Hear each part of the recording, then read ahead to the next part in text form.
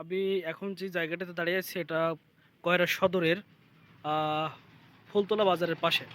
আপনারা যে পথটি দেখছেন এটি এটি টিআর প্রকল্পের বরাদ্দকৃত ছিল, কিন্তু রাস্তাটির মেয়াদ শেষ হলেও রাস্তাটি এখনো হয়নি বলে জানান এলাকাবাসী এবং সরজমিনে এসে তা দেখা যায়।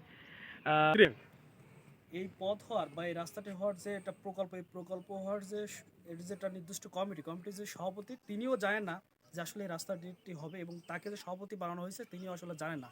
এবং এই অত্র এলাকার যে মেম্বার তিনিও জানেন না যে এই প্রকল্পটি বাজেট হয়েছে এবং নির্দিষ্ট সময়ের মধ্যে কাজটি হয়নি, প্রায় শেষ পথে। এই সংবাদ তিনিও জানেন না।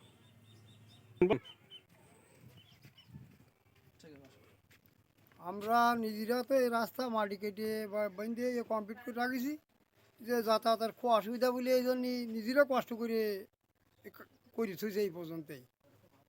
ইটি রাস্তা করলে রাস্তাটা ভালো হয়, ছাত্র ছাত্র যাতে আসতে পারে ভালো। টিআর প্রকল্পের কাবিকা হচ্ছে এবং এর যে বরাদ্দ হচ্ছে মানুষ যায় না এবং কাজ হচ্ছে না। এর স্বচ্ছতা কোথায়, এর জবাবদিহিতা কোথায়? জনমনে ক্ষোভ যে এগুলো বরাদ্দ হচ্ছে কিন্তু কাজ হচ্ছে না। আমরা চাই এই স্বচ্ছতা এবং এর কাজগুলো পরিপূর্ণভাবে শেষ হোক, সমাপ্ত হোক।